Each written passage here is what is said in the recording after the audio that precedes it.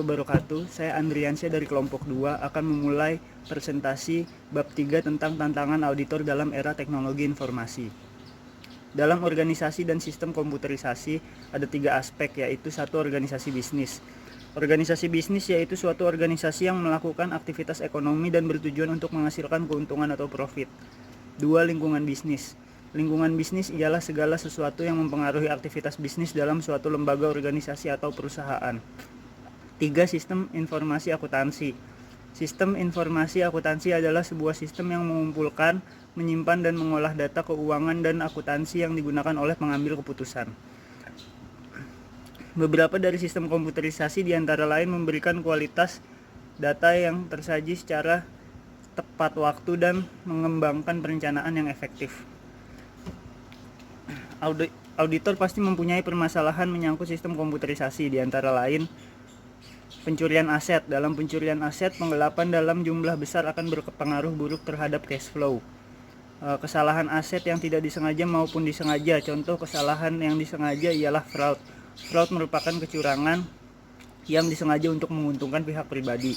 Pelanggaran keamanan, tindak kekerasan, bencana alam. Contohnya data yang hilang akibat bencana banjir atau kebakaran. Penjelasan berikutnya akan disampaikan oleh rekan saya. Kenalkan, nama saya Ira Zafira. Saya akan membahas tentang mengapa komputer menyebabkan masalah pengendalian. Yang pertama, itu pemrosesan yang terpusat. Pemrosesan sering terpusat dalam fasilitas komputer sehingga kehilangan kesempatan untuk mendeteksi kesalahan maupun kecurangan. Contohnya, transaksi yang diotorisasi perubahan dalam instruksi yang sudah terprogramkan. Yang kedua, rangkaian audit yang mungkin tidak dapat dilaksanakan. Pencatatan harian atau bulanan yang disimpan dalam bentuk yang hanya terbaca oleh komputer sewaktu-waktu dapat hilang. Contohnya, ada pesanan penjualan melalui telepon atau by email yang bisa saja terhapus. Yang ketiga, penyimpanan data dalam device oriented dibandingkan dengan human oriented. Device oriented berorientasi penyimpanan data pada media magnetik atau optikal atau biasa disebut dengan hard disk, sehingga memungkinkan data tidak terlihat dan sering terhapus. Sedangkan human oriented itu hanya berorientasi pada media kertas atau hard copy. Yang keempat atau yang terakhir itu ada peralatan komputer powerful tetapi kompleks dan rentan. Nah, di sini itu sistem berbasis komputer dapat menyebarkan kesalahan ke seluruh file dan laporan secara cepat. Karena hal ini kompleks, sistem berbasis komputer cenderung menjadi membingungkan untuk banyak karyawan. Kebingungan dan ketakutan akan teknologi ini jelas akan menimbulkan permasalahan seperti munculnya berbagai macam kesalahan-kesalahan yang lainnya. Dan selanjutnya akan dibahas oleh rekan saya. Saya Agus Mulyana, ingin melanjutkan presentasi dari kelompok saya. Sekarang kita akan membahas pengauditan dalam sistem informasi akuntansi. Yang pertama itu ada dampak komputer pada prosedur audit. Yang kedua ada proses auditing dan teknik-teknik auditing. Yang ketiga ada audit software. Pengauditan dalam sistem informasi akuntansi itu dampak komputerisasi pada prosedur audit. Luasnya penggunaan pemrosesan komputer dalam aplikasi akuntansi juga mempengaruhi sifat, saat, dan luasnya prosedur audit. CISA, Certified Information Systems Auditor, suatu sertifikat yang harus dimiliki auditor untuk dapat melakukan audit atas sistem informasi. Mendapatkan sertifikat CISA membuat auditor mempelajari keahlian khusus seperti pengetahuan hardware, software, komputer, teknologi cache, teknologi komunikasi data, pengendalian, dan teknik audit yang berorientasi komputer. Selanjutnya, presentasi akan dilanjutkan oleh rekan saya yaitu Melisa. Terima kasih. Tahapan auditing, yang pertama ada initial audit planning atau perencanaan audit awal. Memahami bisnis klien, menilai resiko bisnis klien, dan lain-lain.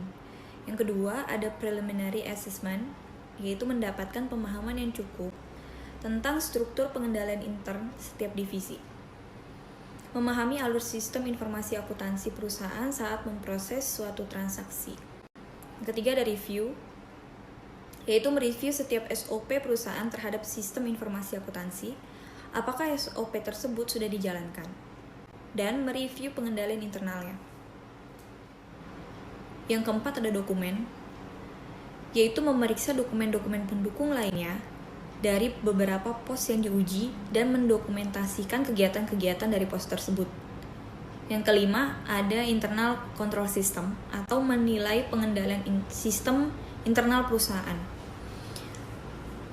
Bisa dilihat dari ISO 27001 atau COBIT.